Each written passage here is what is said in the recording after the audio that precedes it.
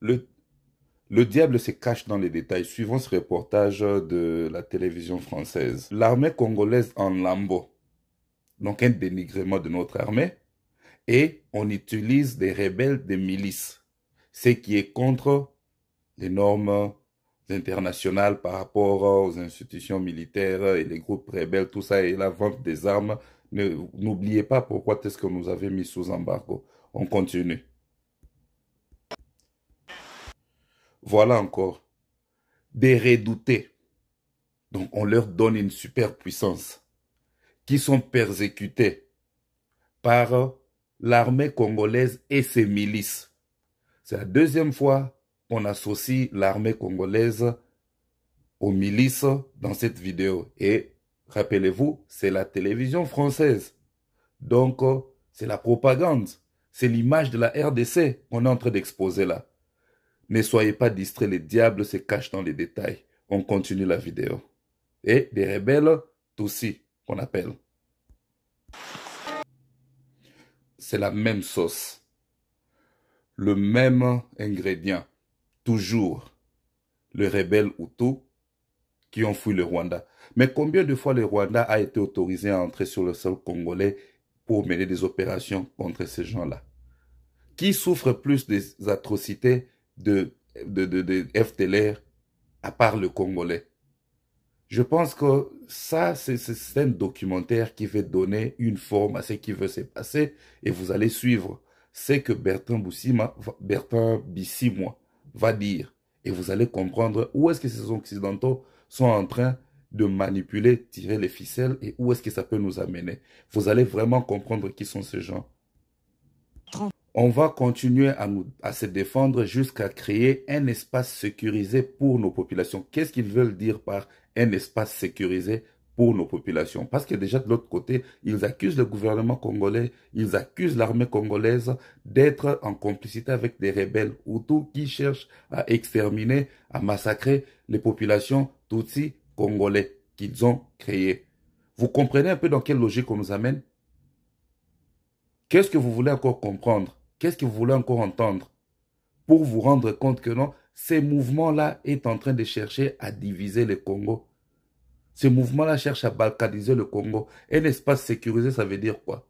Ça veut dire que vous avez les assurances, les garanties avec les gouvernements en place. Ou bien soit, vous créez votre espace. Et c'est ce que Bertrand Bisimwa dit. Nous allons créer notre espace, un espace sécurisé pour nos populations. Comment vous allez appeler cet espace-là? Cet espace-là, ça sera la République démocratique du Congo ou ça sera autre chose? Congolais, botika distraction. Botika distraction. Botika distraction. Vous aurez que vos yeux pour pleurer un jour. To continuer puis boyo kasko nenge nini vidéo angwe suki. C'est bon. To lo balisu soudini. Qu'est-ce qu'il faut dire que pour que le Congolais puisse comprendre qu'il y a un danger? Nakati Mboka. Donc, ils disent le gouvernement congolais, l'armée congolaise en lambeaux. Donc, dénigrement de notre armée déjà, montre que notre armée n'est pas structurée, notre armée est divisée, notre armée est déchirée, a besoin de faire recours aux milices, et l'objectif c'était de bien identifier ces milices-là comme les milices Hutus qui ont été auteurs ou bien qui ont participé dans le massacre, dans le génocide du Rwanda. Et pour dire que non, ils sont en train de s'attaquer aux populations Tutsis du Congo. Donc pour essayer un peu de préparer déjà nos têtes à dire que non, il y a un génocide en cours contre les Tutsis qui vivent au Congo. Contre les Tutsis congolais. C'est de ça qu'ils veulent dire. Si vous n'avez pas compris.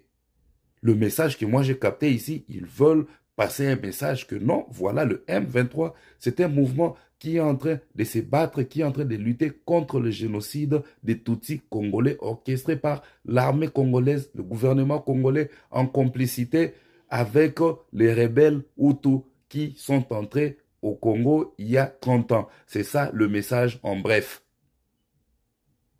Et face à cette insécurité, ils nous disent que non, voilà, ils doivent créer un espace sécurisé pour les populations Tutsis qui se sentent menacés, qui sont victimes de soi-disant génocide au Congo. C'est ça le message que ce documentaire a voulu passer. Donc c'est pour accuser le Congo, exposer le Congo. Maintenant, dans l'entretemps, nos hommes en veste excessivement bien payés. Qu'est-ce qu'ils sont en train de faire? Qu'est-ce qu'ils sont en train de dire? Qu'est-ce qu'ils ont préparé comme réplique? Parce que ces documentaires restent dans les archives. Et ils sont entrés sur le sol congolais, sûrement avec l'autorisation du gouvernement congolais. Ils ont été reçus de l'autre côté. Quel est ce journaliste congolais qui peut aller et causer avec les gens du M23 sans que vous puissiez le taxer de rebelle ou de complice? Au moment où vous voyez comment est-ce que les autres travaillent. Moi, je pense que ça, c'était une émission, un documentaire commandé pour justifier une cause. Et nous aimons trop la distraction. C'est demain que nous allons maintenant commencer à appeler à la communauté internationale, à appeler au monde, tout ça. La communauté internationale n'est pas de notre côté. Ils veulent les richesses du Congo. Le Congo est un pays très puissant s'il est bien organisé, bien assis, bien structuré avec tout ce que nous avons comme ressources stratégiques.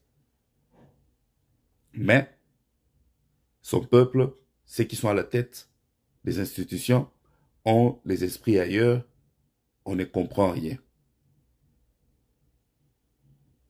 Mais, ce qui est vrai, le Congolais, on a suffisamment démontré notre incapacité à gérer ces pays-là dans son entièreté, en assumant l'intégrité territoriale comme ce fut dans les temps de Mobutu. Donc, il faut que nous puissions nous ressaisir au plus vite possible. Sinon, ne pensez pas que la balkanisation, c'est quelque chose que vous avez parfois le choix. Ne pensez pas ça. Nous parlons, c'est comme nous faisons notre propre populisme. Il suffit juste que des gens d'un coin du pays puissent demander leur autonomie. Vous n'y pourriez rien. Parce que la communauté internationale de Rokota. Bon, il y a la constitution, il y a la constitution, ils ont pesé devant l'organisation internationale, tout ça là. Et nous perdons une partie de notre pays comme ça. On n'a pas besoin de l'avis du gouvernement congolais, on n'a pas besoin de l'avis du Parlement pour que Mboké la balkaniser. Soyez vigilants.